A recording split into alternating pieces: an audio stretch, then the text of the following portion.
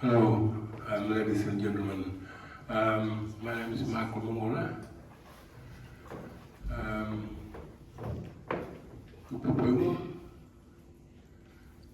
Tribe from Milingimbi community, and I'm there. That's where I did some my research with Jessica and another yakpa here, Magali. That's where I did my research there. I was there with my painting there, with my father's painting, and I do the same painting, like that painting there. You can see, and that's our great-grandmother painting. It's not a group of people, but it's the Walamango clan group painting. And it identifies Milingimbi coral reefs and islands, crocodile islands, and also it's based at the Milingimbi community. That's where the Walamango clan group is there, our great-grandmother country. So it's a Yalango language, other language, because it's connect these clan groups, they connected together by marriage relationships, and the clan groups, and the land too. It connect together. It's same with relationship and the clan groups and the islands here that you can see. So I'm showing the painting. He's telling about the coral reef. You see right on the end, there's some rocks there, and there's a pool. That's where the tides go out. High tide goes out, and there's a pool there, and the people used to go and get some fish there with a special treatment that grows under the corals. They look like a starfish, like that. And it's green, and they chop them by the knife or knife. They use a knife or quai knife. You chop it up, split it, and then they chuck it to the pool. And when fish smells and the fish haven't got oxygen to survive, so they die. Die will come out or wanders out. They get sort of dizzy, and the young people, women and the men, they just collect them and put it in the bag, like this. And they go out, and then they cook the fish. Beside the beach there's some rainforest on the beach, that you can see. And that's where I used to camp. I used to work at Branly before I go shooting or go camping there. I have good times on holiday with my family. I bring my families and my brothers and my brother's wife. We come and have a picnic here. We stay for 2 to 3 weeks, enjoy picnics, holiday leaves, That is my great grandmother country, my mom's mother clan group. So it's the Walamango Yalango from the islands, including Milingimbi, based in Milingimbi. And they have other language, not Kupapingo and Jimapingo. So I am Kupapingo. My mother is Kupapingo. I'm a Ubapingo and my mother is Jamapingo, but my mom's mother is Walamango, Yanango. It's all at Milingimbi, the remote community, and also on the islands and crocodile islands that you heard, that you know here, is part of the Milingimbi crocodile islands. So we have a ranger there, linked with the local community to take care, and also has been working on land on country, but now I resigned, so I'm still doing part of my little jobs, linked with Milingimbi Art Center. And the paintings now, I'm doing paintings and sculptures and object, speed and womera,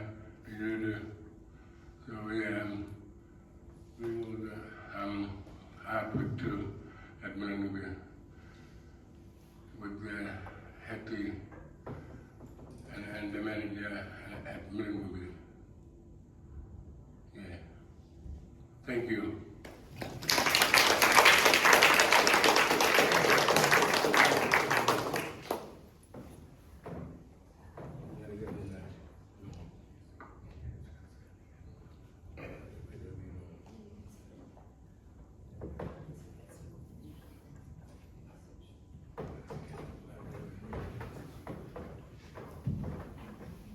Good afternoon, ladies and gentlemen.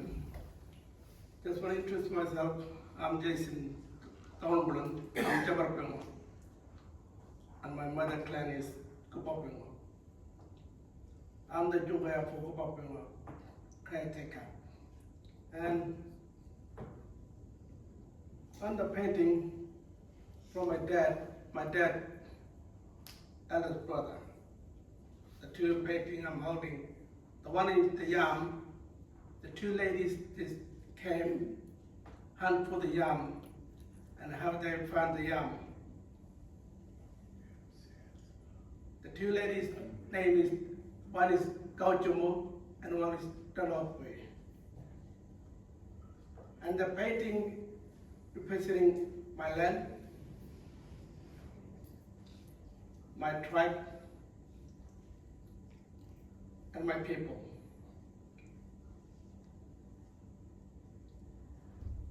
On the other side, on this painting, on the right side, it's a shark painting. And that's paintings from my dad's brother, Fred.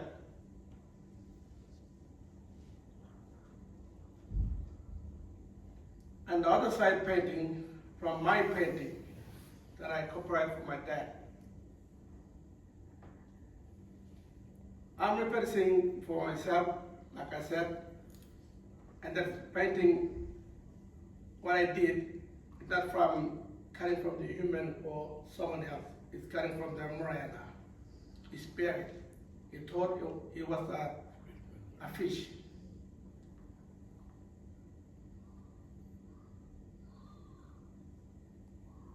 That painting is done, but the life one is the dead painting.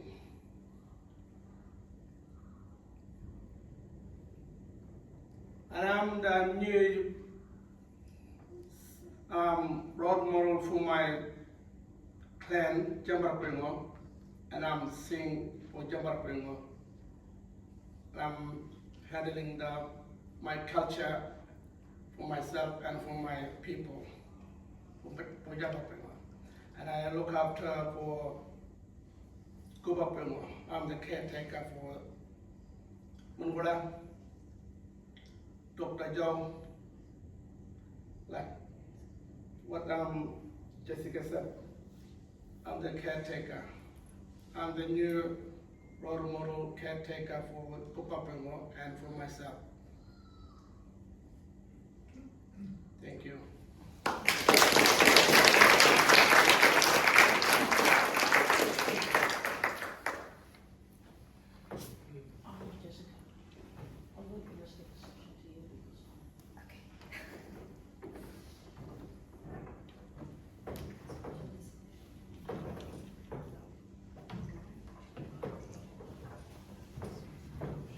Thank you very much.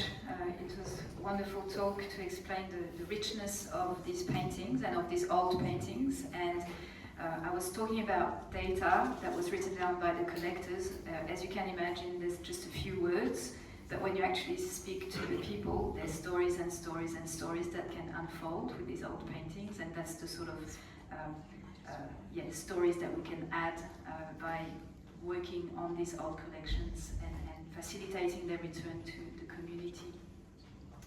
So while I'm speaking, I'll continue speaking a little bit to introduce you to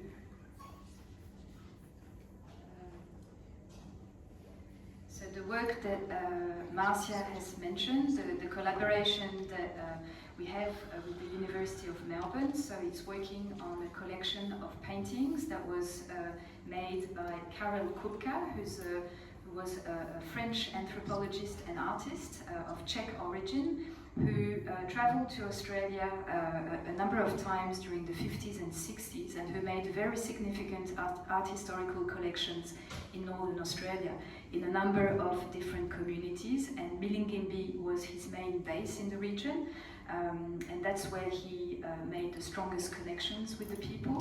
What was interesting with Karel Kupka is that he, as an artist himself, he paid a lot of attention to the individual styles of the artists, and he was one of the first people who really fought to get Aboriginal artists recognized as full artists with creative genius and individual creative genius, which means that his collection is quite well documented in terms of the names of the painters. And so this is really significant today, because that means that it's quite actually easy to find the descendants of these artists. So we're speaking about one generation down. So as Michael is the son of Tom Jawa, who's featured on this photograph here with the white hair. Tom Jawa was one of the main painters during this era in Milingimbi. And what I didn't mention is that Kupka's collection is dispersed between a number of institutions. So a large part of it is in Paris at the Musée du Quai Branly. A big part is in Basel at the Museum der Kulturen, and another part is at the National Museum of Australia and the National Gallery of Australia. So our project is to work with Milingimbi Jalkiri Keeping Place, which is the local archive that exists in the Milingimbi Art and Culture Centre, and to try and work on a project that will bring together this dispersed collection onto a platform for easy access by the descendants. So Milingimbi is the pilot community in the project, because as I mentioned, there were a number of communities that Karel Kupka worked in. And what's interesting about this photo, this is one of the few photos that represent Karel Kupka in the field, is the man that he's working with. So there's three brothers of the Kupapringo clan, so Michael Mungula's clan, and on the right there's Dawidi, who's the person who adopted him of the Dua Moiti. So once again you have this Dua and Yiricha organization of work that Michael and Jason talked about, and which they themselves represent as a Yotu Yindi, mother and child groups, which is illustrated in this painting. And Kupka wrote that when paintings were made, there would be somebody from the other moiety looking at what was happening. So I think I'll stop there and give time to Magali Mélandri, whom I'll introduce briefly. So Magali is the head curator for the Pacific at the Musée du Quai Branly-Jacques Chirac, where part of the Kupka collection is held, and which is a very important partner in the Living Legacies project, which Marcia mentioned.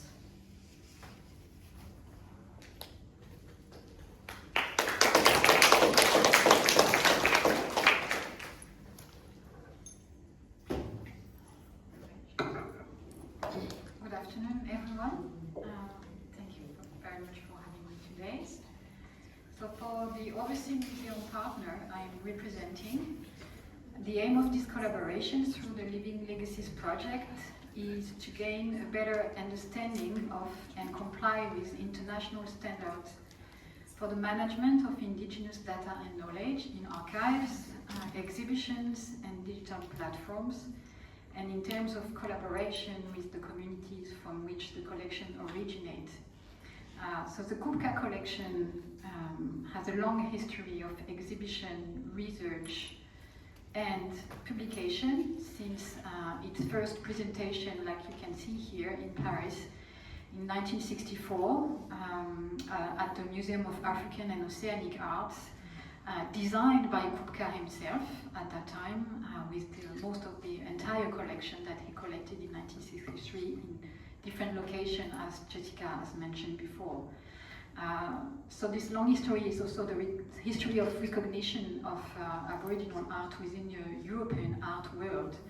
And as an example that you probably know about, the surrealist poet André Breton acquired a bark painting from Kupka, and then later acquired another one through the Kupka collection held in Basel through his director Alfred Bühler.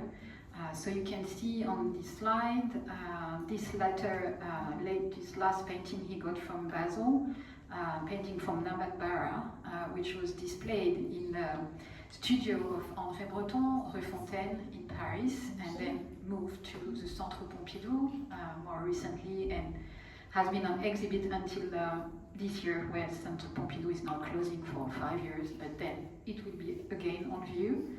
And in the meantime, this installation will travel in different museums.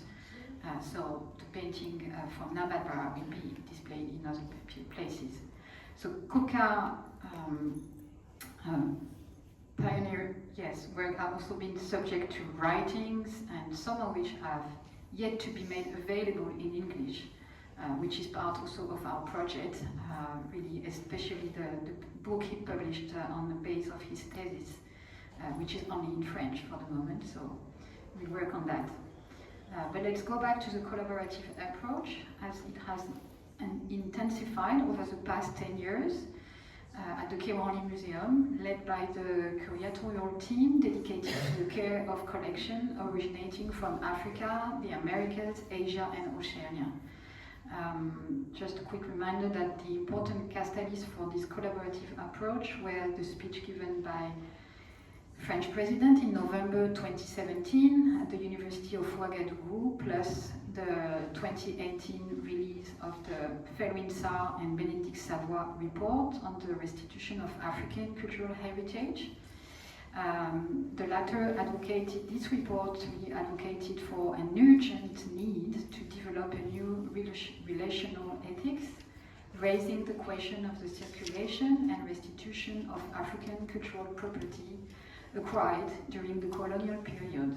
And these have, of course, highlighted new challenges for the national collection we care by considering them as a shared heritage and emphasizing not only on repatriation but also on a more collaborative approach in this process. And in 2022, the new definition of the museum, validated by International Council of Museums as an accessible and inclusive institution which operates and communicates ethically, professionally, and with the participation of communities, confirmed the path of collaborative and inclusive work that is now essential. So building on this principle, several collaborative projects were developed at the museum in this vein, with the desire, of course, to improve our practices in the sense of giving more space to experiences and emotions, to relationships and interconnections, and to a pedagogy of listening. With regard more specifically with the work we are doing with Jessica and the Milingimbi community,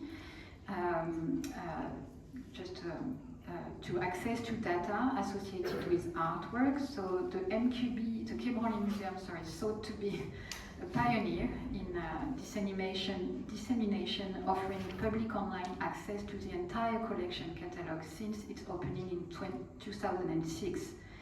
But in the early, at that time, the European museum world was engaged in a kind of race to disseminate collection, and this was led particularly with Fine Art Museum. And it was also a kind of idea of pursuing a kind of quest for universal accessibility made possible by this online publication of data.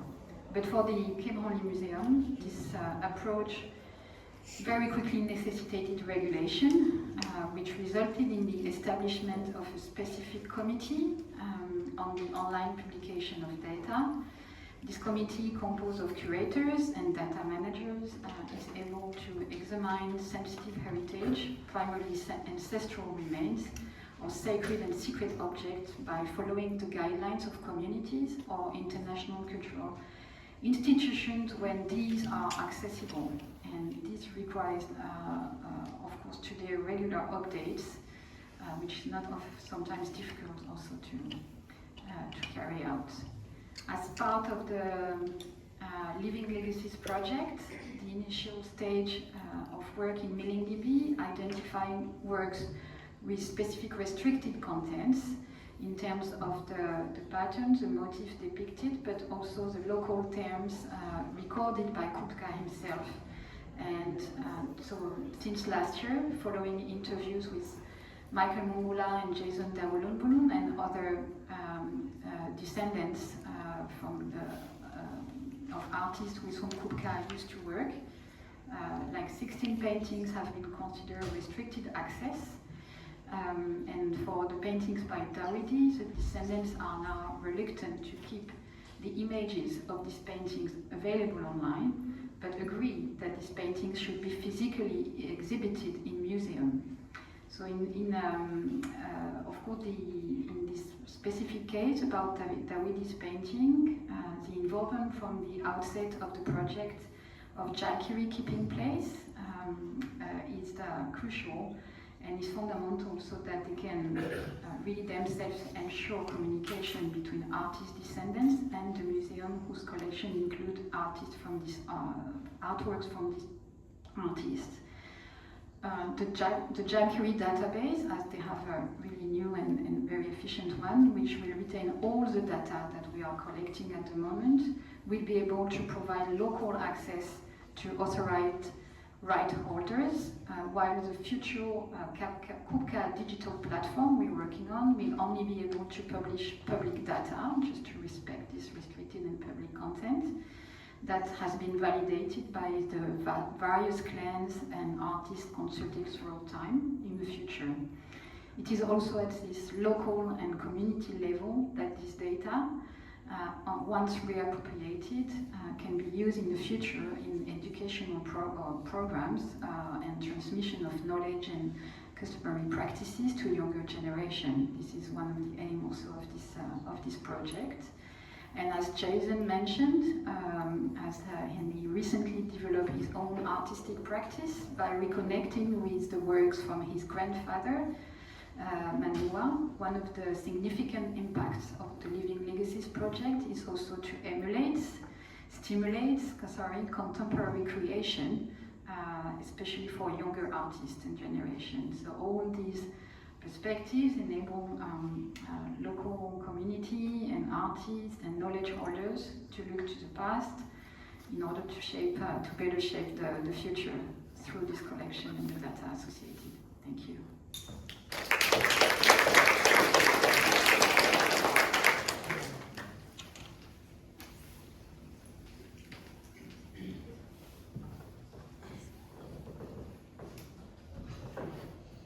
I didn't introduce you. I'll introduce ourselves. Okay. Hi, my name's Andy, and I'm working in the Indigenous Studies unit under Professor Marcia, Langton and Associate Professor Kristen Smith. I'm an Aboriginal woman from Alice Springs, born and bred, so a part of the Arabana Aranda people, and my mother is of Welsh Irish origin. Thanks, Andy. Okay. My name's Kristen Smith. I'm an Associate Professor in the Indigenous Studies unit under Marcia and with Andrea. I'm the Research Director of the unit, which we also within our unit run the works of the Indigenous Data Network. So Marcia has already begun to tell you a little bit about one of our major projects that is funded by the ARDC, the Australian Research Data Commons. But we're going to tell you a little bit more about this broad scale of work. The work of the LivLegs is actually embedded as a part of the program of the works of this larger project. We're lucky to have the program director, Jenny Fuster, here today. This project actually sits within a broader program of work funded by the ARDC, the HAS and Indigenous, so humanities, arts and social sciences, building social and technical infrastructure across all of these different disciplines. The work that we're doing within the Improving Indigenous Research Capabilities project is quite expansive. It's a little bit different to the rest of the work in the program in the ARDC, because we do know that Indigenous data falls across all disciplinary areas. So as a part of that, today we are talking specifically about what we are very happily calling the GLAM sector. I'm sure a lot of you have heard this, but it's one of our favourite acronyms, so galleries, libraries, archives and museums. So I just thought I'd start by giving you a little bit more of an understanding of the breadth of the project that we are working on. So we've been funded since 2021. We're in our second phase of the project. At this point in time, it's running through until mid-2028. So the project itself, its activities are really roughly grouped into 5 different streams of work programs. The very core of the work programs is our foundation stream, and this is all the work that we're doing looking specifically at Indigenous data governance and sovereignty.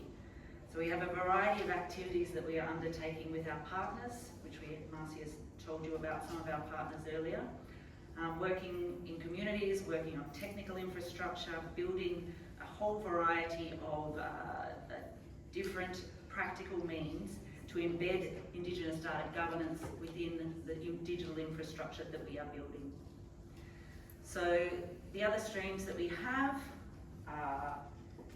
substream 1, which is all of the material on our Indigenous data catalogue and resources and extensions, which I'll show you just really briefly some of them later in the presentation. We have a group of activities looking at Indigenous spatio-temporal frameworks and infrastructure. We also have a large and growing number of activities looking at data capability building across multiple sectors. The last one is specifically looking at, that's very related to this session today, is in Indigenous repositories and data repatriation. So Marcia went through quite a lot of our project partners and collaborators. This isn't actually the list of all of them, but they're some of our key partners. You can also see we have an awful lot of investigators working on this project across different areas. We are looking at this project, aiming it for really taking a cross-sectoral approach. So we're saying that we're looking at 5 different groups of Indigenous data custodians, one being the GLAM sector, the other being universities and research institutions, so that's the second group, the Aboriginal community controlled sector, also government agencies and organisations, and the private sector. So all of the tools and practical measures that we're building within this project, we are aiming to target everyone across those sectors. Now, I just thought I'd talk to you a little bit about some of the activities that we're doing within the project that are a little bit more broad than the LivLegs project itself. One of them, which is quite close to my heart, is the work we've been undertaking with Professor Yelme Yunupingu up in Yirrkala in northeast Arnhem Land. So we've been working with Yelme and the teachers there for about 3 years now. And in that work, primarily we are working with the team in the Literature Production Centre to digitise their archives. So those of you who don't know too much about the Yirrkala Bilingual School, that school has been operating since the 1970s. They have been building an archive from that time of all of their bilingual material that they have developed for teaching children in the classroom over that time. So what is in that archive is extensive in terms of the educational material. The breadth of it is mind-blowing. You walk into this archive and all of you would be absolutely gobsmacked. But it doesn't just hold the resources that have been developed for the bilingual material in the school.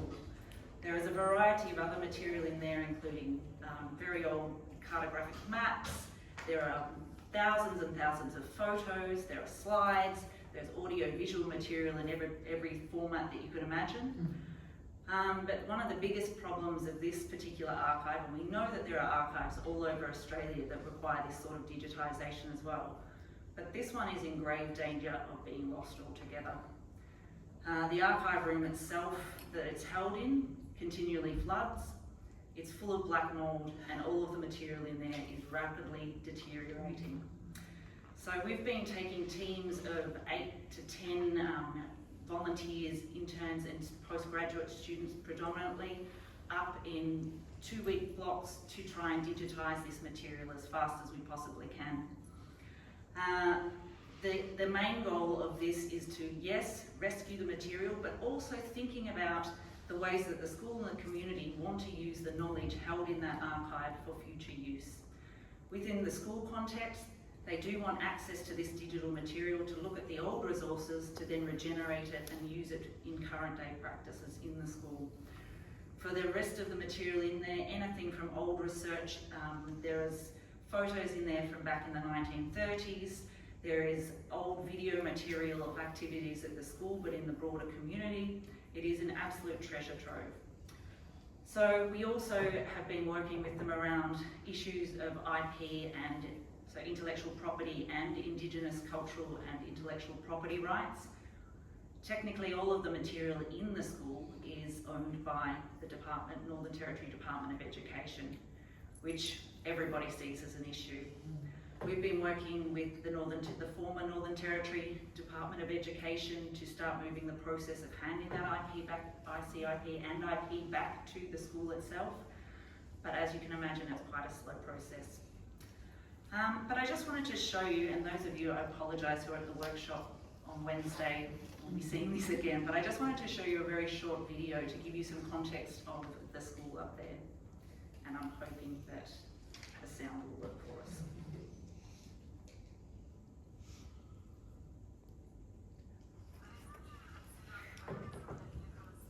Maybe we won't be.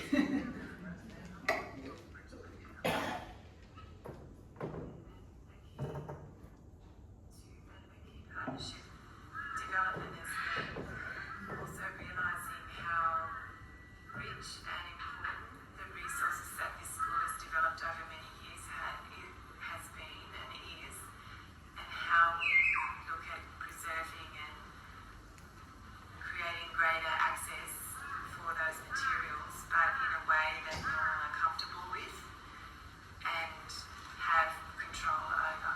So that is a really innovative and important piece of work.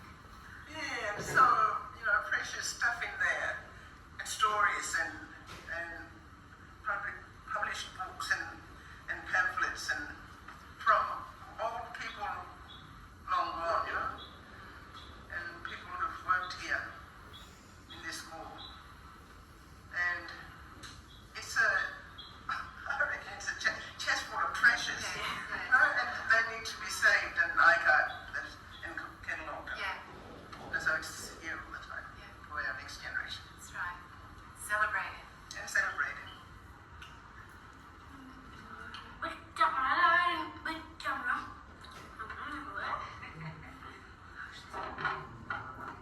The kids love the video camera. See what he's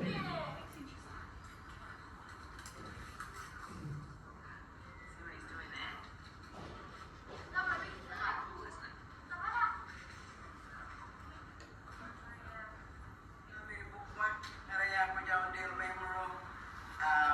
Team teacher, Yekara Bilingual School, teaching 8, 9, and 10.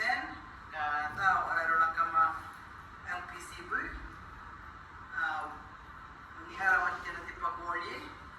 I knew this room. Ranking at the airport. Papa Jana Pumway on the work from the day, but in your magazines. Okay. aku yuta na tao. Ngatiling mo, di siya malang na dia jama. Tua malang daw, tua kay, katua kay. Medyo may doa LPC-ya. Fukmak na arap mo buks malay yung magbuo.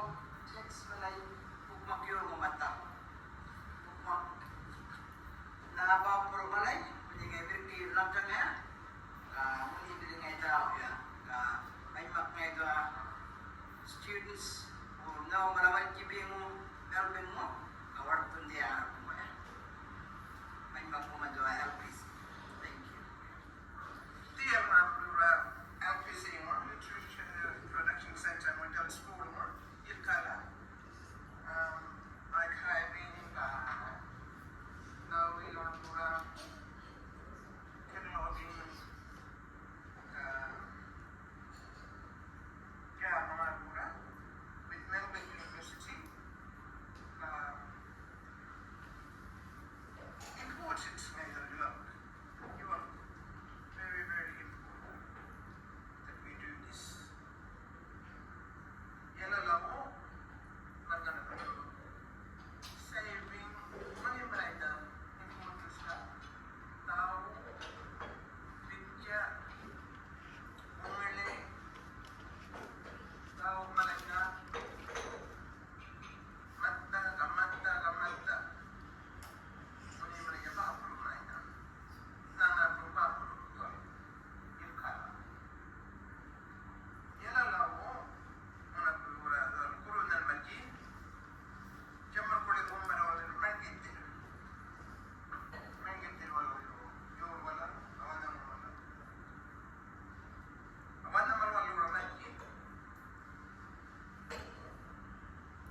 Where will it take us into the future?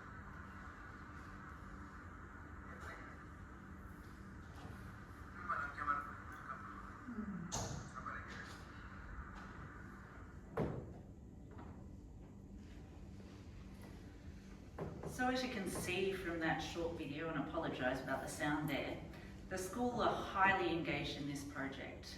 There's not one part of it that we do without them being involved, anything from the kids running in and engaging themselves as we're scanning photos, or all of the Yolngu action team of the teachers in the school are actively involved in this work as well. And it really was something that we weren't going there saying, let's come and digitise. They very much invited us and are highly excited about the work that we're doing, not because we're rescuing the past, but what, as you can hear from what Milky Boy said at the end, it really is their future thinking towards this work.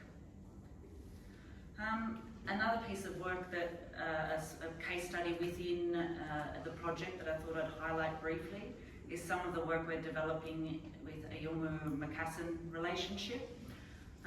So as you can see from some of these photos, we've had a number of activities that we've already been undertaking in partnership with Hassanadine University and also with the Macassan State University.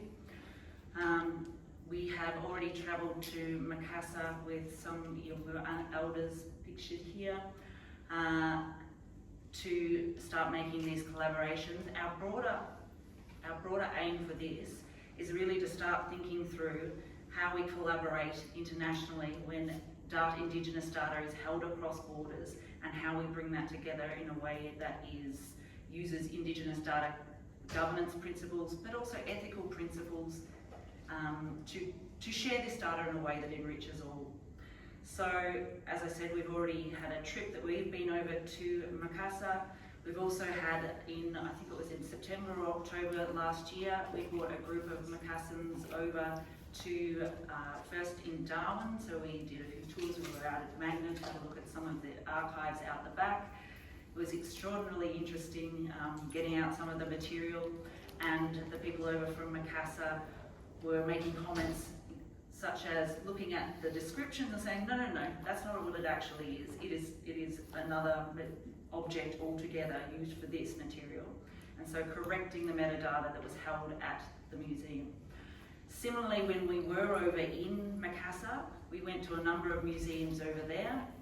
And as you can see, Renelle, who is pictured here, one of the museums we went into, she looked up at the wall, there was a section that was based on Yolngu collection, and it was one of her grandfather's designs, and they had his name spelled wrong, and there were a few other issues with the metadata or the information they had in that museum, which they were able to correct. So we're trying to think through these issues of how we share this information across borders in a way that respects both the people, Indigenous people of Australia and the Indigenous people of South Sulawesi.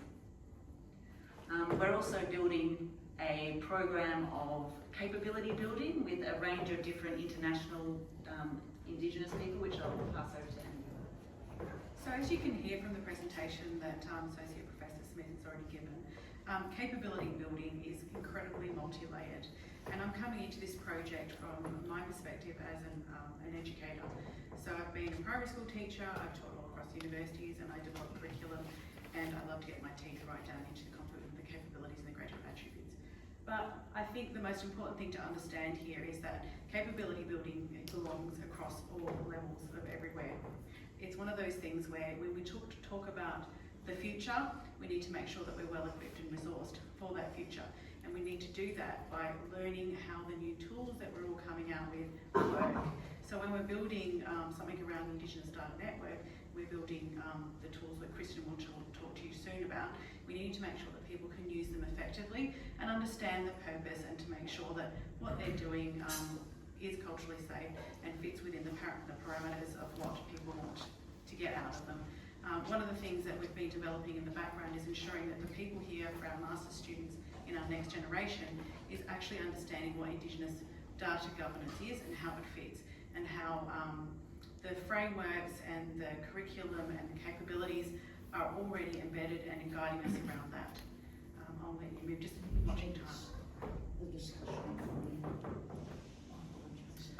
So now I just want to walk you through very, very briefly a couple of the digital infrastructure tools that we've been building within the project. One of the areas that we're quite passionate about, and we really want to make sure that this grows, is an Indigenous Data, National Indigenous Data Catalogue.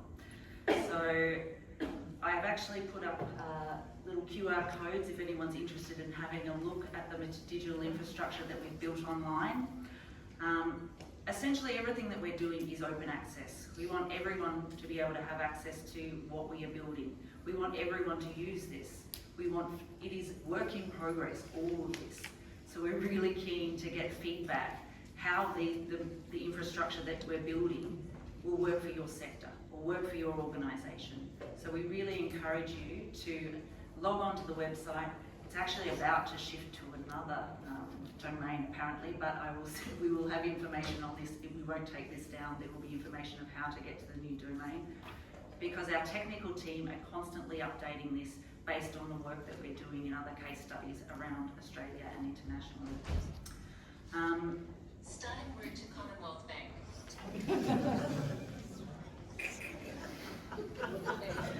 Looked like it was me anyway, but clearly we're going to the bank.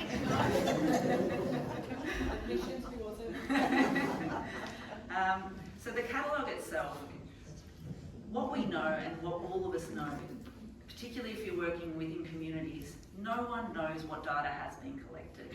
No one knows where that data is.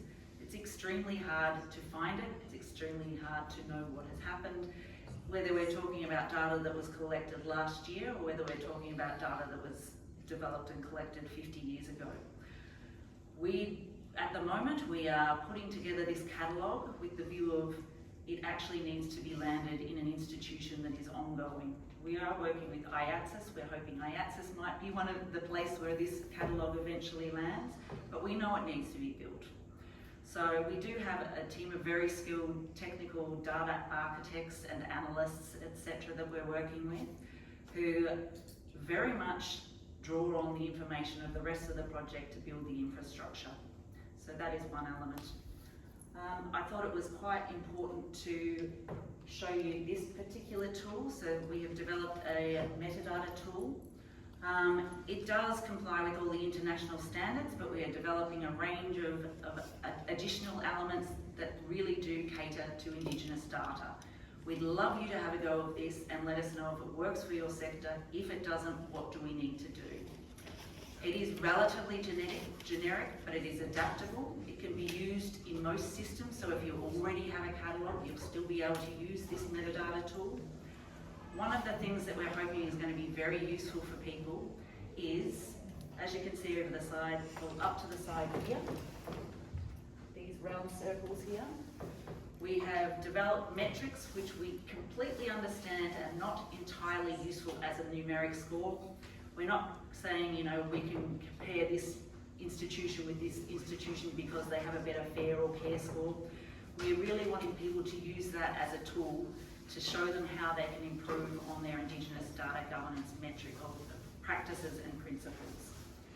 So if you have a look, if you go and have a look at this tool, you can actually find out, if you start, just for example, if you have an archive that you would like to have a look at, see it at an individual level of an object by object level, or if it's an overarching catalogue altogether, you can use this in multiple ways. You can enter the data into the metadata tool, and you will get a FAIR score, so that's the international standard of good data work. So it's, you know, findable, accessible, interoperable, and reusable. So those are the principles that have been adopted internationally for good management of data. It also has a CARE metric, so that is the CARE scores of Indigenous data governance. So as you can see up here on the screen, that's about collective benefit, authority to control, responsibility, and ethics. And really that, really that particular, if you don't know about the CARE principles, I encourage you to all go and have a look at them. They're not meant to be metricized. We're doing it more really as an exercise for people to look at some practical ways of embedding it in their data practices. I'll just quickly show you, we do have a spatial data catalogue that we're working on.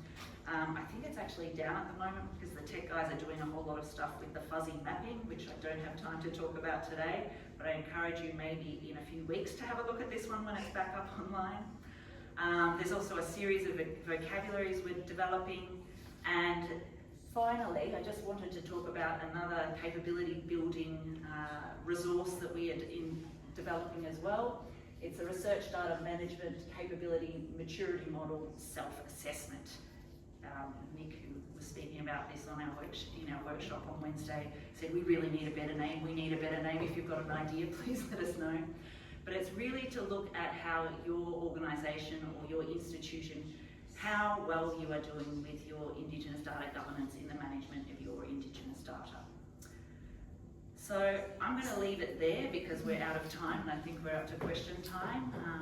It's just a brief overview, but thank you everyone for listening.